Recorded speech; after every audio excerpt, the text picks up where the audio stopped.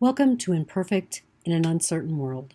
Resources to help you navigate your life with authenticity and purpose. Are you ready to calm your reactions? Being aware of our emotions is the first step in minimizing their reactionary impact. Have you ever been carried away by an emotion? Had someone say or do something that triggered your fear? If so, you're really not alone. In a flash fire moment, your anxiety, fear, or anger exploded, leaving you and the other person in shattered bits.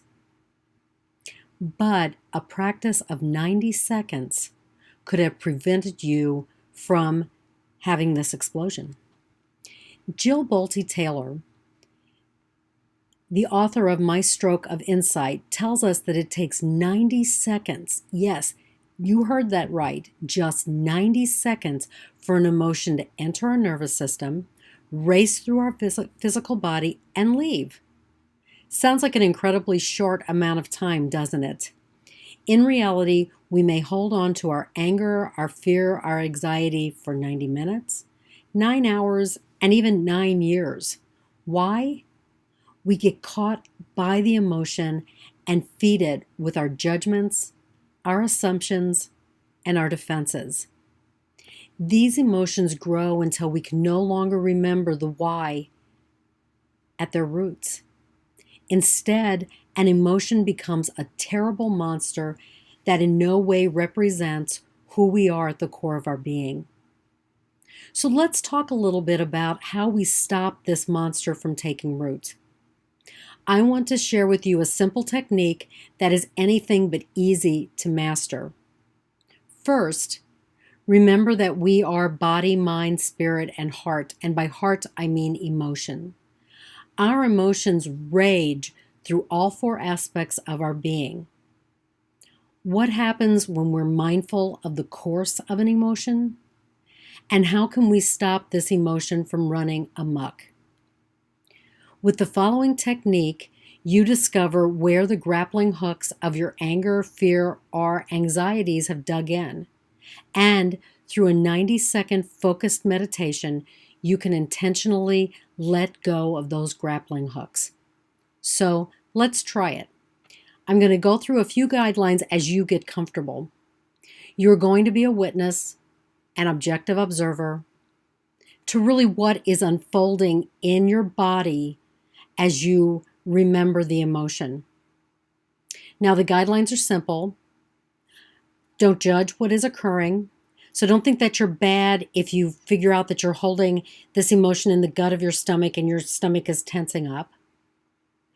You're not going to defend the emotion. So you're not going to go back into it and say, I have a right to be angry because. You're going to let it go. You're just going to watch it. You're not going to cling to the emotion. So you're not going to hold on to it in self-righteous indignation because it's okay. All you are is think of yourself as somebody who has stepped outside and is watching the show from not inside your body. Just watch how those emotions are unfolding, body, mind, spirit, and heart. Now, what I'd like for you to do is to think of an emotion that upsets you. As you think, notice what are you thinking about the situation? How does it make you feel physically? What's going on in your mind? What are the secondary emotions that pop up? So as you sit with that, I'm going to turn on my 90-second timer. I want you to close your eyes. Timer is on. Just remember, do not blame, do not shame, just be with the emotion.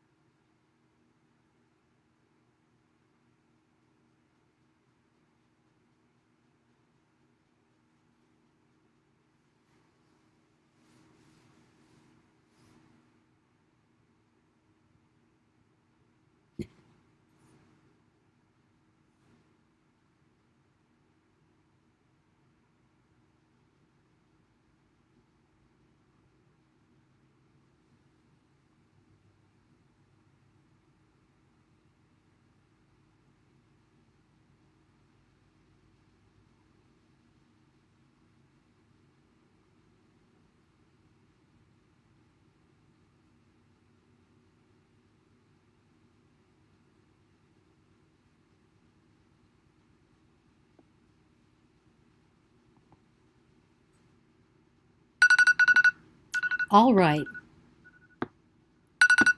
time is up.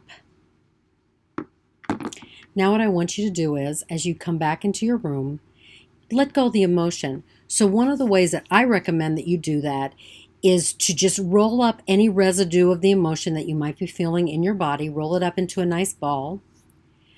Take a big inhale, grab that ball with your breath, and as you exhale, just spit it out. And sometimes I imagine that I'm seeing fly paper, and it goes onto the fly paper. That way it can't hurt anyone else.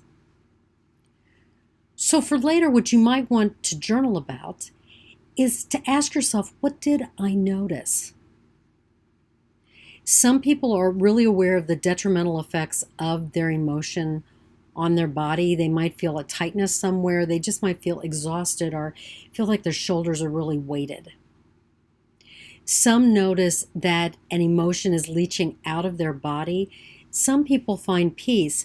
And what other people find is over the course of the 90 seconds, they may experience all of that as the emotion slowly leaves their body. Now remember, there's no right way to feel after this meditation.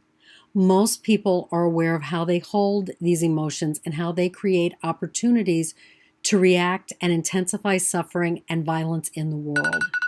The important thing to do is to really practice this 90 seconds. Practice it when you're alone. If you catch yourself in a situation where you begin to feel that you're beginning to react because your emotions are building, see if you can't practice it then. So one of the things that I will say before we end is to remember, if you're not at your best, you will be unable to shine your light into an uncertain world. The light isn't just there for others. It is there for you to see the potential pebbles and boulders in the road of your soul purpose. I want to again thank you for liking this video or watching this video. Like it, share it with your friends, but most importantly, know the power of 90 seconds when de-escalating your emotions. Have a great nonviolent day being imperfect in this uncertain world.